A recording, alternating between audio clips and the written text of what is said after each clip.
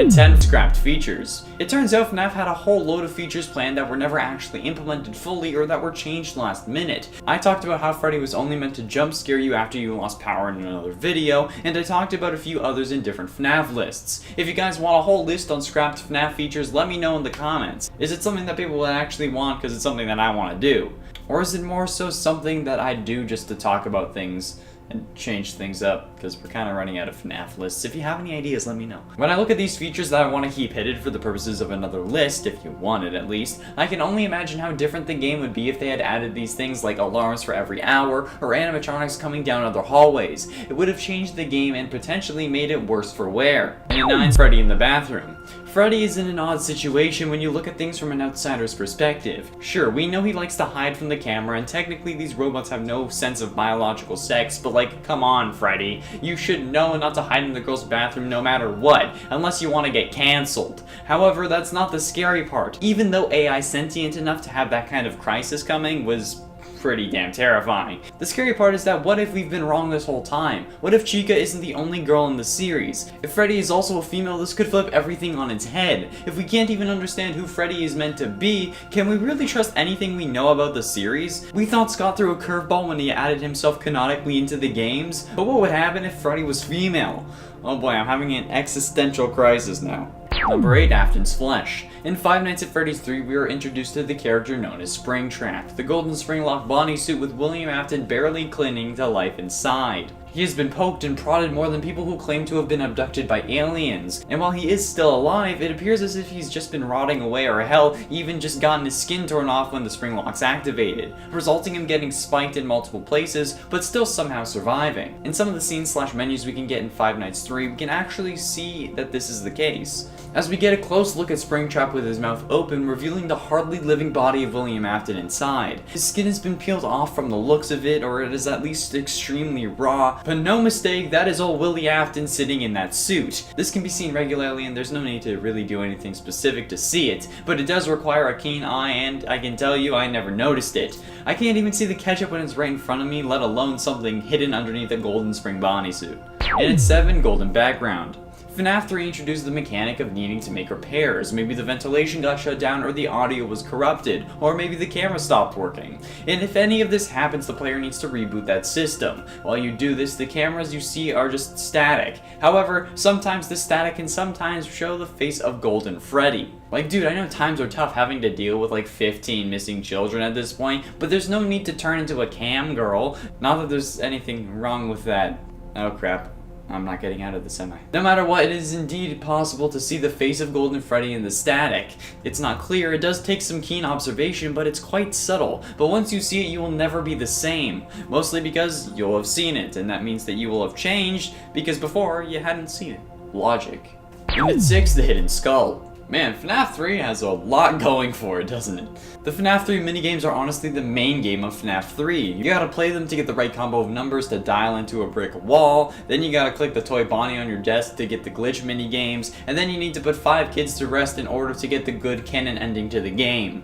However, if you really pay attention during the free roam minigames, if you head to the supply closet, somewhere I don't believe that Shadow Freddy brings you, you can see the same supply room from the first game. However, going off script doesn't help you just to see a nostalgic location. Actually, it can reveal something even more sinister in the form of a child's skull on the shelf in the background. Yeah, in a series all about missing children, we get one of their skulls right behind us as we head up to be dismantled by the purple guy. I mean, I guess we're the dead child in this scenario, because we've already possessed the animatronic. So does that mean that it's our skull, and that's why we don't pay attention to it? Or is it because we were killed, so we know it would be there? Halfway through at number 5, nicknames. The news clippings at the end of the FNAF games always focus on one article. The place getting shut down, the place reopening, the place burning down, and in the first 2 FNAF games, the stories on the outside weren't actual articles. It was just some random text meant to fill up the space. It's commonly referred to as lorem ipsum, at least it was when I was in school. However, in FNAF 3, Scott decided to include some of the story of him creating the games for the fans with the more powerful glasses in the world. One article talks about how his last attempt at becoming a game designer was a toss-up between a remake of his first game, a sequel to another one of his games called Desolate Hope, and an entirely new game about animatronics and pizza. He went with the latter obviously, and that was probably the best decision he ever made. However, later on he also reveals that the iconic names of Bonnie, Chica, Freddy, and Foxy were just nicknames he had in development. He would call them that before actually coming up with their real names. However, after calling them that for so long, he grew attached to the names and ended up keeping them. Probably another good decision if I'm being honest. Can you imagine what it would be like if Bonnie was named like Albert or something? Actually, that would be scarier. And at 4, paper plates. Let's take a break from Fnaf 3. In Fnaf 2, on one of the cams, you can see 3 paper plate crafts that resemble the 3-man animatronics. Sometimes, though, they can take on a mind of their own. At least the Bonnie one does. It can sometimes not appear on the camera view and then just later appear in your office. How did it get there? Who placed it there? Was it an animatronic? If it was, why didn't they attack us? Was it a phantom animatronic? Can they even do that? Is this plate animatronic possessed? Was a kid stuffed into the paper plate bag? Like, I know this is a horror game, but like, come on! Nobody else is working there at that time, and so how the hell did this thing move? Oh, and also it could have happened in FNAF 3 too. It was a short one, but it was a break nonetheless. Getting close to the end, and at number 3, family portrait. Family is everything to a lot of people, and while Scott was stuck in a job he didn't prefer and kept failing at making it in the career he really wanted, I can't speak for him personally, but I'm sure his family was helping him get through it. His wife and kids I'm sure are one of, if not the reason he woke up in the morning, so in honor of them and to get some more assets for the game, he used their images wherever he could. Particularly in FNAF 4's hallway, all the pictures on the wall are Scott and his family, and in Ultimate Custom Night, the face of the one you should not have killed is a picture of his son with the contrast cranked to the max. Family is so important, and Scott both honored them and immortalized them in his games by incorporating their family pictures into them, which is so sweet and honestly touching. Something that you don't expect to get from a FNAF game. Man, if only he treated matpat like that. And ultimately, at number 2, living proof. Let's take another break from FNAF 3. Okay, that's enough. In FNAF 3's minigames, we see the story of how Springtrap came to be. We see Afton dismantle the animatronics and then unintentionally release the spirits of the dead children, who then come to spook him or get an apology. I don't know what the ghosts of 5 dead kids are gonna do aside from keep you in hell for all eternity until you escape by mind melding with VR video game testers. Anyway, as we see from the game, Afton gets scared by the spirits and then runs into a spring bodysuit to feel more powerful, probably hoping it would scare them because it was this character that killed them in the first place. However, thanks to the water dripping in from the outside, coupled with Afton's haste, he ends up getting snapped by spring locks and collapses. I've seen many comments over the months we've been talking about FNAF where people say that this is where Afton died. This honestly has never sat well with me. I always believed he was alive in the suit, and now I know why. In this scene, we never see him stop moving. Sure, he could have died and possessed Springtrap like some have suggested, but if that was the case, he would have stopped moving. He also wouldn't have eyes that are full of life like he does in the Springtrap suit, since, as I said before, we can see his flesh inside and those eyes are clearly his.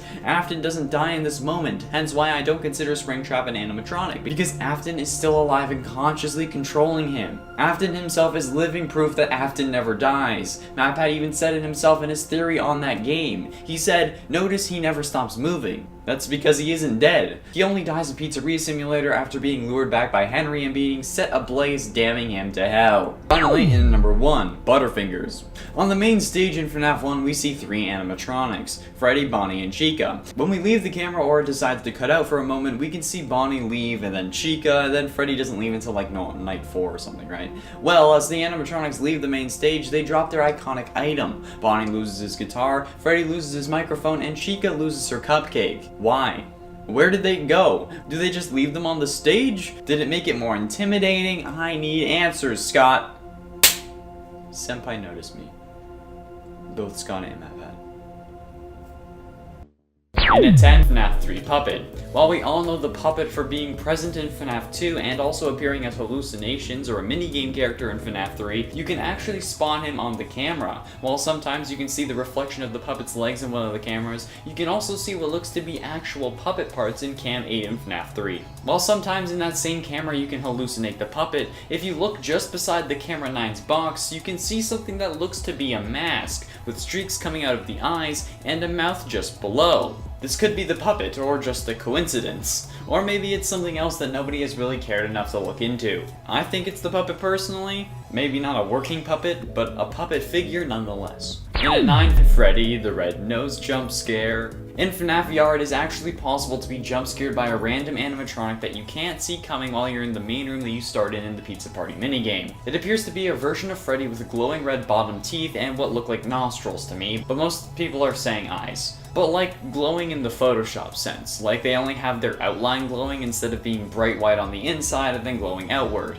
It's like when you add a glow to the outside of something. If you have no idea what I'm talking about, just trust me, I literally went to school for Photoshop. And I make most of the gaming thumbnails. Recently I've been making like all of them, so yeah. I don't know what animatronic this is meant to be, but based on the teeth, it isn't Freddy because he has individual teeth. And it can't be Chica because the mouth shape isn't right, and the nostrils. It's not Bonnie or Foxy either. I really don't know who this could be, but now that I think about it, those are probably eyes. I just like the idea of big gaping nostrils, just like jump scaring you. And it ate chewing gum. Chewing gum recently became a big thing in the Fnaf series, only to serve as justification as to the links between two characters. But either way, it's still canon that Michael Afton loves to chew gum. So much so that he actually writes about it in the survival logbook and says that he wants to knock the bad habit. Yeah, it was never demonstrated in the games, and was kind of dismissed in the survival logbook until the latest Fazbear Frights book was released, called Step Closer. That proved who the character of Michael Afton was meant to be, the big brother from Fnaf 4, the one who was endearingly called Foxy Bro by matpat and I'm sure others. This was the only reason that detail was included, to link him to another character. It was never shown in game, not even indicated. During Immortal and the Restless, he would just sit there eating popcorn and he wouldn't have gum anywhere in sight. I mean, I'm sure this wasn't established yet and Scott didn't think of it, but come on! Imagine if this had been right in front of us the whole time. That would have been so good. Scott, update sister location. And it's 7 Realistic Baby. Continuing on about the books and their connections to the games, Baby could very well be a realistic version of Henry's dead daughter Charlotte who goes on to possess the puppet. Which would totally be weird because Baby was also possessed by Elizabeth Apton. In the final Fnaf novel, The Fourth Closet, which is the final novel, the rest are collections of short stories, it's revealed that the main character of Charlie is the last in a series of robots meant to recreate Henry's daughter who was killed at the age of 3. This character is also revealed to be the baby animatronic that can switch between looking hyper-realistic, like a normal human, to the normal circus baby we all know and love, with the use of small pins with balls on the ends. And what do we see the circus baby model in the Fnaf games? Small pins with balls on the ends. This is something incredibly interesting and revolutionary to the story of the games, but not in like a lore-breaking kind of way. It just shows that Baby could look like whoever she wanted to be, and perhaps that's why she led Ennard. But after she couldn't do it anymore because she lost the pins, she was kicked out. I don't know, it's just a theory. A circus baby theory! I blew out the mic. And at 6, Grandfather Clock. Every Fnaf game until Sister Location, you needed to survive until 6 AM. Doing so would have you complete the night and move on to the next one. However, when you complete a night and make it to 6 AM, you get notified by a grandfather clock. Obviously, most of us were just so relieved to survive that we didn't pay attention to it, but looking back, why would an alarm at the end of our shift be a grandfather clock? It could be perhaps because everything is just a dream, or maybe we have a custom alarm tone on our phone. I know you can customize ringtones on phones, so perhaps that's why. I mean, you could argue that these games take place before cell phones were common, especially smartphones, but Fnaf 3 would for sure take place in an era where phones were common. And Fazbear Entertainment has always been established as a company with technology far beyond its time, so perhaps we can say the same thing for this whole universe. You know, the universe of Fnaf has a whole bunch of high-tech tech earlier than it's supposed to. Halfway through at number 5, you won't get tired, will you? In Ultimate Custom Night, the 7th Fnaf game, there are a whole bunch of voiced lines that play after you die,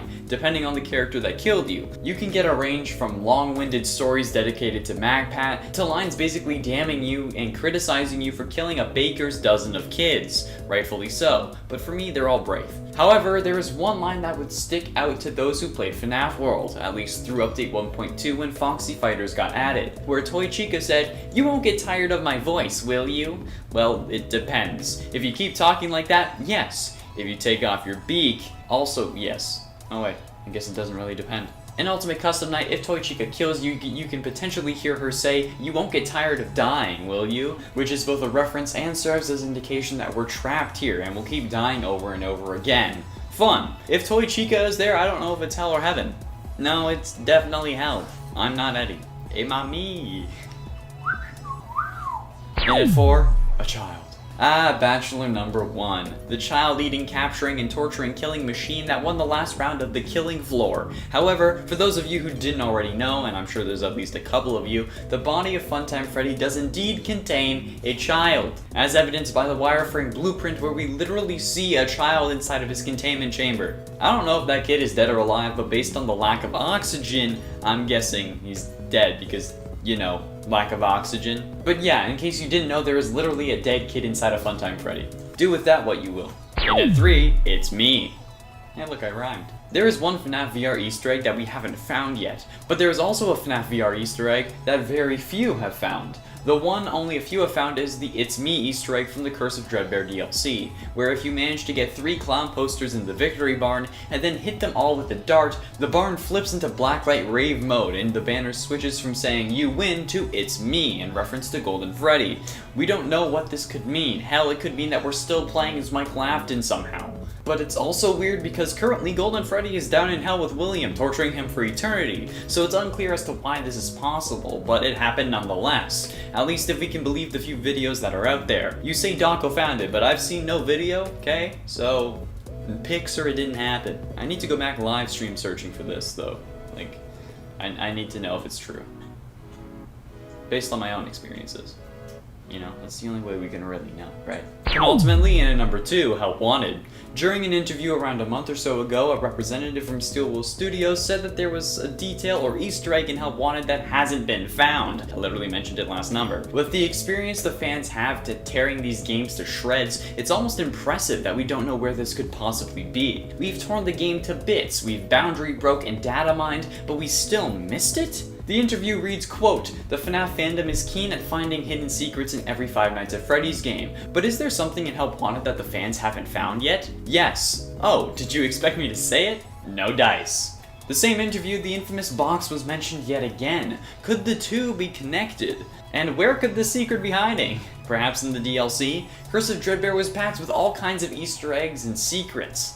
Could it have been there? Perhaps in the hallway minigame? Or maybe we're looking in the wrong place. Let me know your theories down below, and let matpat know about this, and if he doesn't know already. We all need to put our heads together for this, but like with reasonable social distancing and wearing masks, obviously. Put our heads together 6 feet apart, or more. Finally, in number 1, the rules. Thank you to Maggie Shannon on yesterday's community post for pointing this out to me as I was scrolling through the comments. The rules for safety in the Fazbear establishments are simple. They appear on posters in the first FNAF game and they read as follows. 1. Don't run. 2. Don't yell. 3. Don't scream. These seem pretty reasonable, right? Even if 2 and 3 are basically the same thing. But rule 4 is where it gets weird, so I'll save that for last. 5. Stay close to mom. 6. Don't touch Freddy. 7. Don't hit. 8. Leave before dark. I would just take it as leave before closing. Rule number 4 is honestly the weirdest thing and is honestly scary when you think about why they would need this rule.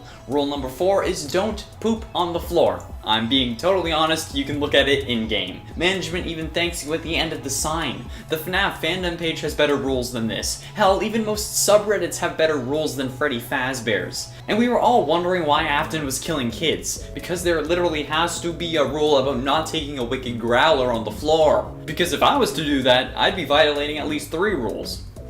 4, 2, and 3. I didn't want to have to put it out with my fingers, because I would have failed that massively. 4, 2, and 3. No, there, can't do it. And in 10, Nightmare. One thing that was mentioned when we first saw it, but more so forgotten, is the complexity of the security logbook. It messed with everything we knew about the series, but then messed with everything we thought we knew about the logbook itself. One of the key things that sticks out to me is the fact that Mike drew Nightmare on page 41. Those were just an illusion, which we know thanks to the Ultimate Custom Night's death voice lines from characters like Nightmare Freddy, who said this time there is more than an illusion to fear. And I am given flesh to be your tormentor. So, how could Mike know what Nightmare looks like? Crying Child was in a coma while he was seeing them, so he couldn't have described them, especially in that much detail. Where did he get it from? And at 9, FNAF World Hell. FNAF World is a game I'm sure we'd all like to forget. However, what I'm seeing again and again is the importance of this game from a lore standpoint, both from the Helpy Facts lists as well as this one. From the Helpy Facts list, Helpy looks very similar to the style of the characters from FNAF World, and I propose that he could be a crossover character, linking the two games together in an unexpected way as an example of how you can escape a game world. But now I've seen that the characters of Tangle, White Rabbit, and Bounce Pot can all appear in Ultimate Custom Night, in motion using their battle animations. This not only links the game to the main FNAF canon, but also shows that William's idea of entering a video game and escaping from one came from FNAF World, a game that revolves around a game affecting the real world. And it ain't blood on the cover. The security logbook is a real point of contention for the series. Whatever, I'm not talking about what's inside the book content-wise. I'm talking about how there are literal pages covered or splattered with blood, and the restaurant just gave it to you as if nothing was wrong. What the hell happened to cause blood to get all over this thing? And thanks to the finish on the blood on the cover, at least the hardcover version, it's shiny, meaning it must be new. And I'm prone to nosebleeds, but I know that that is not a nosebleed. You don't lose that much blood. Well, unless you're me, but that's because I have veins that poke out of my nose, okay? I had to get the cauterized in elementary school, which means I had to get like 20 small burns on my nose in each side, okay? It was a mess. But not even that would generate this much blood. So why is it covered in blood? We see coffee stains, that makes sense, but blood? And why are they only mentioning that someone else wrote in the book, not bled all over it? That's not sanitary. And it's 7 payoff. There has been a lot of crap that goes down in these restaurants. Missing kids, murder, animatronics that they felt needed access to a crime database to scan everyone that comes into the restaurant that ended up failing. But even after all of this, no lawsuits or anything? We saw papers talking about the missing children's incident, but nothing about lawsuits. The company shut down to downsize, but we've seen no evidence of a lawsuit or arrests. Sure, they had an investigation, but not a good one when there was obvious dead body stench coming from the animatronics. I don't care how sweaty and gross these kids and this pizza is, nothing would make it smell that bad normally. This to me indicates some form of a payoff at the very least, like maybe William has the police in his pocket, or a deal with someone saying that if he finds the key to living forever, that he shares it and he gets away. There has to be something more here. If I was a parent, I wouldn't stop until my kid had found justice. Like, where did these 15 kids' parents go? And at 6, performance. It has been stated before that the voice actor for William Afton, PJ Hayward, based his performance for the character off of Anthony Hopkins' version of Hannibal Lecter in Silence of the Lambs, who, if you didn't know, is a cold-blooded cannibal serial killer in the movie. So bad that he's behind a full glass wall instead of bars, so he won't bite your face off. What if this is for more reasons than just being creepy? I mean, no body, no crime, right? If William was eating the kids his robots were trapping, it could cause them enough agony to create more remnant, and more remnant means more studying for the mad scientist, and one step closer to the answer to immortality. He didn't take killing kids off the table, something that most people in prison will even kill you for if that's why you're thrown in the slammer, so eating them isn't really too much of a stretch for this guy. Maybe it started off with him thinking that that's how he was going to get the answer. I mean, he originally stuffed them into the stomachs of the animatronics, right? Halfway through number 5, exotic butters. The security logbook is really appearing a lot in this video, and that's because in the hype for Security Breach, we've forgotten all about the that is this book. Not only does Mike draw Nightmare in the book, a representation of Crying Child's death, he also draws things connecting him to other games, like exotic butters and baskets of money from Sister Location, or a gravestone seemingly similar to the ones from FNAF 6's gravestone ending, or the casual bongos from Sister Location, and a Freddy Fazbear logo with blood surrounding Freddy's mouth, like how Crying Child got chomped, or spooky animatronics and ghost sheets, which could be a reference to the missing children's incident from the first game, since FNAF VR's Curse of Dreadbear DLC wasn't out yet. And this is ironically on the same page as the maze, like the corn maze from that game. And why is there a picture of mangled up Chica on the very last page of this book? So many damn questions that we just forgot about thanks to the new game. It's exactly what he wanted. And at 4, Nightmare voice line. In Ultimate Custom Night, you can fight off Nightmare, and his voice lines when he kills you can really prove what we've all been thinking. Well, most of us. Or some of us. I don't really know the ratio to Will-Hell versus Micatory believers in the comments. Nightmare's voice lines include, "You will not be spared, you will not be saved," indicating that someone has been spared or saved before. But from what? Well, this next line tells us, "I am your wickedness made of flesh." And who out of Mike and William is wicked? William, the killer of the series. His wickedness is killing, therefore Nightmare would be William's desire to kill personified. He also says, "The shadow fears me," and until this point I didn't know if he meant death or William himself. However, I think that this proves he means William, since the purple guy is the shadow of a man. William either fears his own desire to kill, or he fears the fact that it took his children from him, both Elizabeth and Crying Child. And to further prove this is William, Nightmare says, "I am here to claim what is left of you," since he was burnt to a crisp in FNAF 6's fire. So there isn't really much left, just like how his wickedness came to claim Crying Child. And at 3, debunked. On April 1st of the year or the year after it was released, Scott added Nightmare Freddy, Foxy, and Phone Guide to Ultimate Custom Night. Each of their mechanics was based on a debunked FNAF theory. Most interestingly, Nightmare Freddy's mechanics were based off of Dream Theory, proving that these games are actually happening and it's not a dream, which makes everything more complicated because now, God, we have to figure this out properly and can't just go around saying it was all a dream. Anyway, the Dream Theory along with Foxy being helpful and the Phone Guy being Purple Guy were all confirmed 100% false at this point, resulting in a whole lot more issues for the series because I can't just say that it was all a dream. Even if I wasn't doing it before, now I can't do it ever. Only FNAF 4 was a dream. It was like a coma dream. Great. And at 2, hallucinations. Some believe that there are 2 spirits possessing the security logbook, and that one of them is Crying Child. But I believe that these altered texts aren't another spirit, since it wouldn't make much sense for the 2 spirits to communicate in different ways, one using faded text and the other one altering what was already in the book, which seems very difficult to me. I believe that these are hallucinations that we're seeing from Mike's perspective. He writes in the book in red ink, and that's established early on. But by the end of the book, Mike is incredibly tired and stressed, as indicated by the incident logs on page 108. Something happened at 8:11, but we don't know if it was AM or PM. Considering how we don't start our shifting game until late, we can assume AM. However, we wouldn't get to work at exactly 12. He'd be there beforehand. And if he was having to fight off animatronics all night, he would certainly be stressed. Stress and fatigue would certainly cause hallucinations, and even if we aren't seeing this from Mike's perspective, we would be seeing it from ours. Maybe this is where Michael got the idea to use the name Mike in the first game. Maybe by reading this, we are Michael Afton learning about who we are. This could be where we get the idea to go to Sister Location, or it could be just before our father contacts us to go do so. Finally, in at number 1, death by Afton. So many people in the series die because of William Afton. Obviously, he's the killer, the catalyst, the one who started it all. However, the apple doesn't fall far from the tree. Well, at least when she's possessed a robot. Remember FNAF World's original ending, the introduction of Baby? Well, she ended up killing Henry, the man who's sitting at the desk. We know this is Henry because, well, he says he made Baby and can't deactivate her, but he ended up getting killed. William wasn't dead at this point, and Henry was the only other one who could have helped in the creation of Baby. He did so not knowing what William was planning, I'm sure, but then Baby kills him. Now, Circus Baby's Pizza World was shut down after 1 day because of what it did to Elizabeth, so this would most likely take place after that, meaning that Elizabeth was inside Baby when she killed Henry.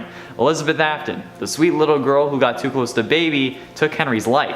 It's kind of poetic when you think about it. Henry's daughter was taken by William, and Henry was taken by William's daughter. And it's 10, Scrap Trap. What the hell happened to Springtrap between games to cause such warps? Sure, he was burnt in FNAF 3, but we've seen him alive and well and not damaged in Sister Location's Night 7 ending cutscene, so where did all this additional damage and warping come from? The head becomes larger and so do the feet. I genuinely don't know how this would make sense. We know they're the same person thanks to Ultimate Custom Night's voice lines, but I'm so confused as to what could have happened.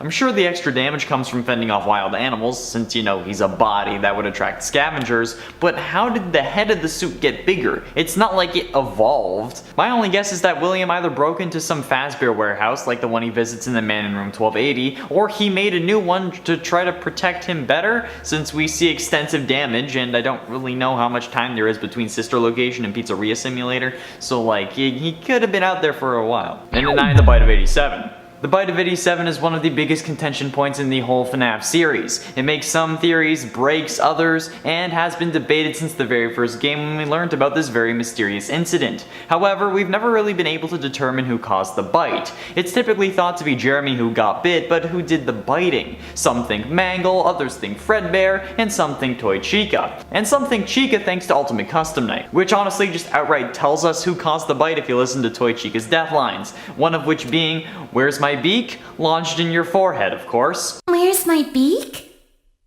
Lodged in your forehead, of course. Which is where the frontal lobe is located, which is the part of the brain removed in the bite of 87. This could also allude to Scott's clue on matpat's FNAF livestream that said why would Toy Chica be missing her beak? And it would be because she caused the bite of 87, and without the beak, she couldn't hurt anyone else. Like how I keep saying my pug can't really hurt anyone because he can't fit his flat mouth around you unless you willingly like give him a finger or something.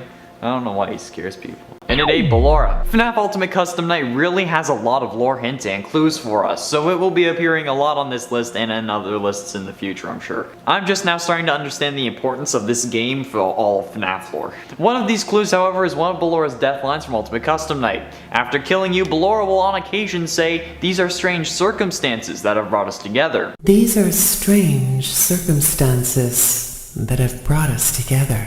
And I'm sorry, but based on her other lines, I don't think she's just talking about how they're in hell or in purgatory. I think that this is about how they met. Well, how William and the woman that Ballora represents met. In a previous video, I theorized that maybe Vlad and Clara from Immortal and the Restless perhaps represent William and Henry's wife, a scandalous affair that drove him into killing Charlotte so that he could be with her, since she would have no ties to Henry anymore.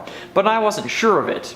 But honestly, those would be strange circumstances that could have brought them together. I mean, maybe he didn't kill Charlotte to be with her, but killing Charlotte drove her away from Henry into the arms of another man. Williams, perhaps. I mean, she asks, "Why do you hide inside your walls?" Maybe she's talking to Henry and not William. And it's 7 Stranger Danger.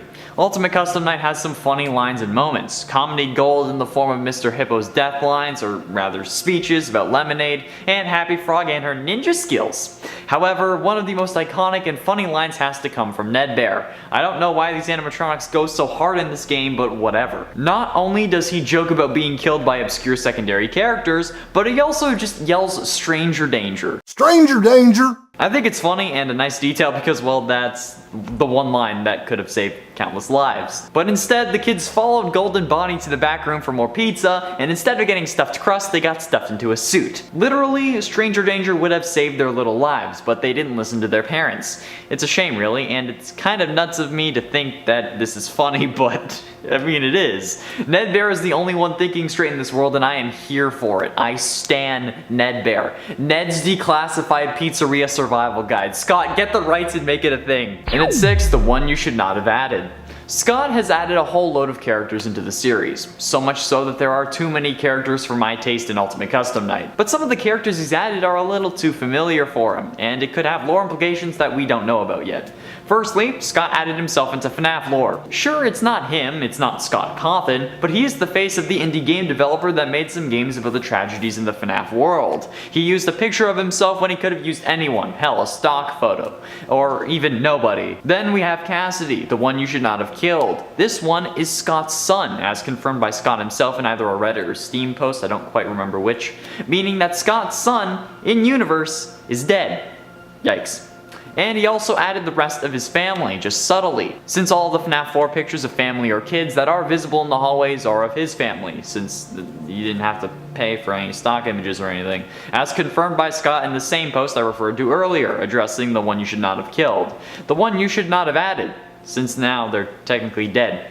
Get it now? Halfway through number 5, final moments. Something seems off to me about this game. Why would William be tortured in hell by a version of himself? That version, of course, being Scraptrap. And I think it's an issue that multiple people have, and why the whole mic trap thing is so popular. Well, this is probably William's life just flashing before his eyes. Every animatronic in this game William has had something to do with. He was there in FNAF 6, he was Scraptrap, he created the animatronics and the sister location animatronics, he caused the nightmare animatronics to be created in the mind of Crying Child. This is basically his whole life flashing before his eyes, but not in order, all at once. Torturing him for his misdeeds and the horrible things he's done. Maybe he regrets it and that's why he shows up as well. Or maybe he only regrets losing his children. Hence why all his version says is "I always come back," since he hopes his children could do the same, or wishes they could. And at 4, Wake Up. Nightmarion, or Nightmarionette, whatever you want to call it, is one of the scariest animatronics there is. Added in the Halloween DLC for FNAF 4, Scott deemed him not canon, but he's still here in Ultimate Custom Night, saying, "I am the dark reflection of what you have created." I am the fearful reflection of what you have created. The puppet, since William killed Charlotte, who ended up possessing it. But that's not the line I wanted to focus on, we knew that already. What I wanted to acknowledge was the line, "This is a nightmare you won't wake from." This is a nightmare that you won't wake from. This is a subtle way of saying that someone woke up from the nightmare before. Like someone may have woken up before, but this is a nightmare you won't wake from. Who would have woken up, you ask? Who else was the only other person to see the nightmare animatronics? Crying Child. Oh wait, same thing. This line also helps prove my point. Crying Child somehow survived or was saved from death, like Nightmare also seems to hint towards, but we heard a flat line at the end of Fnaf 4. That's because he was removed from the machine, not because he had died. I'm telling you, it's a thing. Getting close to the end into number 3, Fnaf Multiverse. The Fnaf multiverse is already a thing. The original novels are their own universe, despite sharing characters and plot points. The Fazbear Frights books are their own universe, even though they help answer other questions that we've had, like Scott said himself when he announced the original 5. And the games are their own universe. But what if the games themselves are multiple universes? There are so many points that conflict with themselves when trying to establish a timeline. matpat decided to put emphasis on the events that were mentioned later in the timeline, but what if they conflict because they're not the same Earth? I mean, we have the FNAF game multiverse thanks to the Fazbear Fanverse initiative Scott started, funding some installments in new fan games and helping them with marketing, retail, and merch. So why not have the games or the events of the games that don't help the timeline take place in another universe? I mean, it would screw up a load of stuff, but it could help explain a load of stuff too.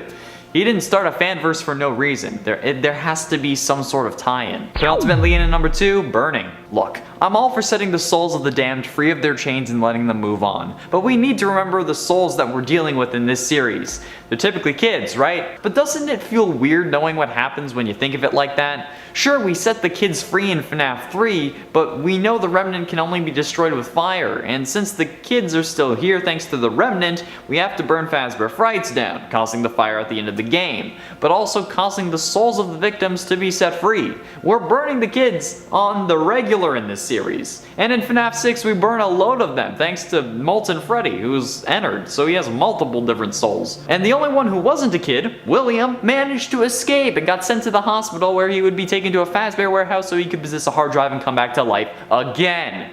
It's nuts, man. I don't understand why so many kids have to suffer in this series. Scott must not be good with discipline. Or he uses what happens in these games as discipline. Attaboy, Scott. Strike fear into their hearts. That's what my dad did. Finally, in at number 1, the real protagonist. Orville the Elephant in Ultimate Custom Night is one of the animatronics that's really memeable. Not as memeable as his counterparts perhaps, but he does give us a lot of information if you're paying attention. Take this one line from Ultimate Custom Night for example. He tried to release you, he tried to release us, but I won't let that happen. I will keep you here, I will hold you here, no matter how many times they burn us. He tried to release you. He tried to release us. But I'm not gonna let that happen. I will hold you here.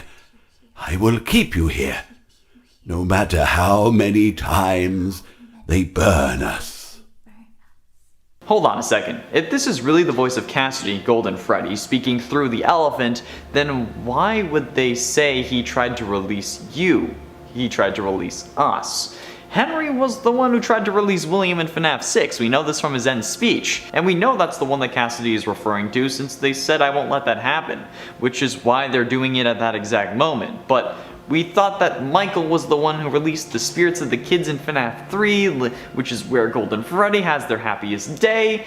Could it be that we've been playing as Henry this whole time with the exception of Sister Location? I mean, we didn't release any souls in Sister Location. That would mean Henry is Mike Schmidt, and that the Mike who owned the logbook would be Henry, and that we'd be reading it as Michael Afton? This may deserve its own video. Holy crap, this could change everything. And a 10 confirmation. The actual confirmed information we have about the FNAF series is limited. Basically, Scott has only said a few things are true and a few things are false. The rest of these theories about the timeline and the logbook are all based on other theories. Scott hasn't confirmed the name of Crying Child or the name of the Afton family mother. He hasn't even confirmed if William had a wife or if his kids are adopted. He hasn't confirmed if the logbook is possessed or if Michael is the brother. Those are still just theories, not fact. And people treating these theories as fact and hating on things that aren't exactly what matpat has said is extremely misguided. Yeah, I think you know where I'm going with this. Scott has confirmed that Springtrap is William. He's confirmed that Dream Theory, Foxy being kind, and the phone guy being William Afton or Purple Guy aren't true in the April Fool's mechanics for Fredbear, Foxy, and Phone Guy for Ultimate Custom Night. And he's confirmed that Sister Location takes place in 1983, but not Who Did the Bite of 87. He's also confirmed that Glitch Trap is William Afton using the Easter egg from Curse of Dreadbear, where Glitch Trap dances next to the FNAF 4 house in the distance, an Easter egg I showed off in our recent FNAF VR livestream. So stop coming to the comments of my theories saying that Michael can't possibly be the crying child because he's Foxy, bro. I said he was both, not one or the other. It's incredibly disrespectful to the research and effort I put into that video. It's just as valid a theory as anything MatPat suggests. Okay, rant over. Thank you for coming to my Fred Talk. And at 9, MatPat is canon, kinda. Thanks to the Fazbear Frights book Bunny Call, and more so the story in the flesh, MatPat is basically canon in the FNAF universe. Sure, it's kinda nuts that Scott wrote an MPreg fanfic about MatPat, but the crazier thing is that makes MatPat canon in the FNAF world. Technically, since the character's name isn't Matthew Patrick, and he's working on a new FNAF game and not a new FNAF theory, but he's MatPat's in-universe stand-in. While game theory or Dawko may not be canon, the essence of MatPat is. And he ended up getting killed by a plush trap baby that crawled its way out of his stomach. I haven't finished the story, mostly because I keep cringing so hard, but I don't understand how working on a video game turns into an animatronic crawling out of your stomach, killing you instantly. But hey, it's FNAF, and this is yet another instance of someone escaping from a game and entering the real world. However, this time it's Springtrap, which is a version of William Afton, so joy. I guess he will be busting out of the game. And at 8, Phone Guy death. Phone Guy's death from the first FNAF game is ultra sus. Firstly, we hear banging on a closed door, something that only happens because of Foxy. But then we hear Freddy's theme, March of the Torador. Then some groaning that's only given off by Bonnie and Chica, and then Golden Freddy's jump scare. Why all of this attention? Only on night 5 does it get this intense for the player, and the Phone Guy only has 4 nights, so why did this character come to such a horrific end? And who actually did the killing? We know that the Phone Guy thought he'd get stuffed into a suit, hence why he asked us to check them, or maybe he was planning on hiding in a suit to try to survive, since the main theory in this game is that they put you in a suit because you look like a naked endoskeleton and that's against company policy. But why would Golden Freddy have been the one to kill him? The other animatronics have priority while killing, at least mechanics wise, so why on earth is that happening in that room? Like, what's going on? I don't know. And at 7, Smiling Purple Guy. The first time we see the Purple Guy was in FNAF 2, and in the Foxy Go Go Go minigame we see him sitting in the corner smiling. This is the Purple Guy, by the way, not some pink guy. Scott confirmed that in the minigames section of the Freddy Files book. But in that minigame we see the Purple Guy smiling while Foxy runs out to greet 5 dead kids. Why? This originally led us to believe that the Phone Guy was Purple Guy, since Phone Guy also says he loves Foxy and distrusts the puppet. But as I said earlier, this was confirmed not to be the case by Scott himself, so why is the Purple Guy smiling? Is it because William's favorite animatronic was Foxy as well? Or was it because he was happy about the killings or seeing Foxy's reaction to it?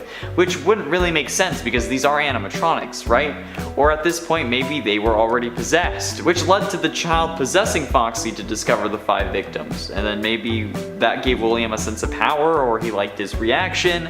I don't know. And at 6, FNAF Plus. The Fazbear Fanverse Initiative is a program created by Scott Cawthon that gives popular fan game creators the chance to have their games reach a wider audience and be backed by Scott Cawthon himself, helping them with merch, distribution, and console ports in some cases. However, one of the games in this program is FNAF Plus, a reimagining/fan remake of the first game, with new assets, new models, and coding. The trailers make it seem way more intense and scary than the original, and it has a lot of implications for this universe. First off, it's not the same Freddy's we know, but since games like Five Nights at Candy's have connections to the FNAF restaurant, they appear to need to have one to fill that story. So this is kinda pushing them away from the main FNAF canon. But it also has implications with one of the other games, Joy of Creation's Ignited Collection. Since in Joy of Creation you play as Scott Cawthon, or the creator of the FNAF series, who's on the run from the animatronics. Which makes me think that maybe this is the universe that Help Wanted was referring to when they said a rogue indie game dev created games to make fun of the situation.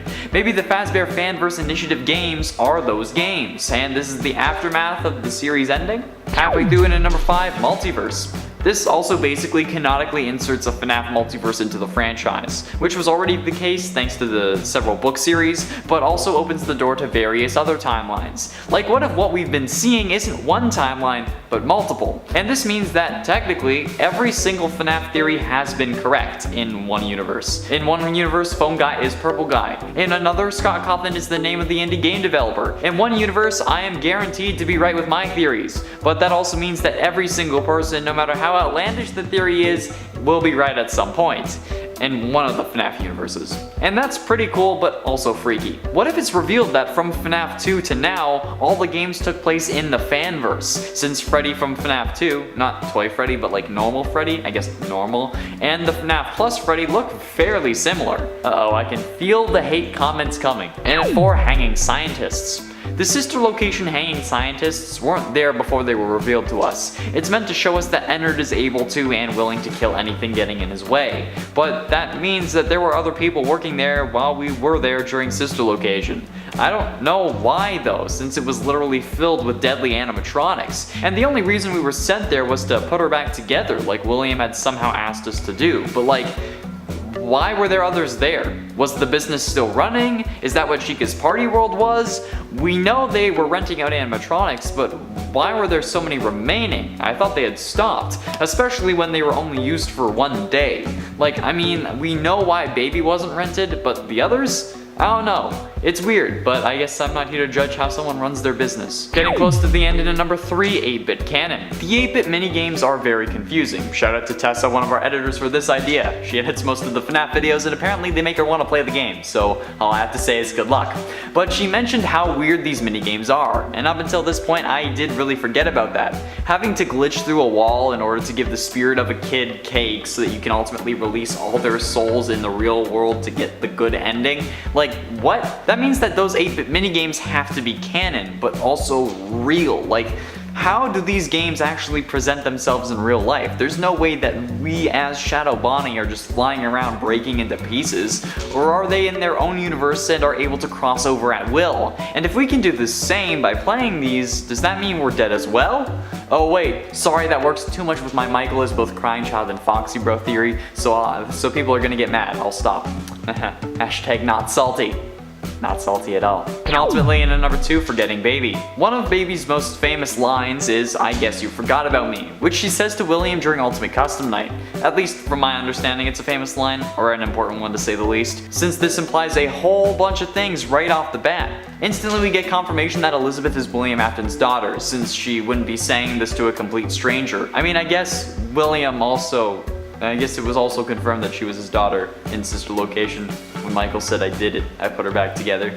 But like, more confirmation is always good. And as well, this proves that William just ditched his daughter. Sure, he didn't forget about her since he sent Michael to go and put her back together, but he also didn't go see her. He gets burnt in FNAF 6, but until that point he hadn't even been in the same room as his daughter. So she must be pretty pissed, hence why she's one of his enemies while in a coma. This could also mean that he regrets not being able to see her and that he actually does care about her, since these would all be manifestations of William's subconscious. Meaning that any theory about William hating his daughter because maybe she killed the mother during childbirth or something similar are confirmed wrong, since he clearly loved her and regrets what happened and how he couldn't see her. Finally, in a number 1, Fazbear Frights connection. The Fazbear Frights books have been the foundation for a load of FNAF theories as of late, mostly because we aren't getting to see any really new security breach trailers, probably up until the game actually drops at this point, but this ended up causing a lot of division in the community, since most people don't think the books have anything to do with the games, especially in the case of the original novels. However, I'd like to direct your attention to a post made by Scott Cawthon announcing the Fazbear Frights books, where he said that the books will help solve mysteries or issues we've had in the series. So it's 100% allowed to create a theory for the story of the games based on evidence from a Fazbear Frights book. Not only that, but while the games may not be directly connected to the original novels, they are from the same brain as the games, therefore will share similarities. So it's really just ignorant to disregard those as well. I'm gonna get hate for this video anyway, so I might as well say it. Thank you for coming to my Fred Talk number 2.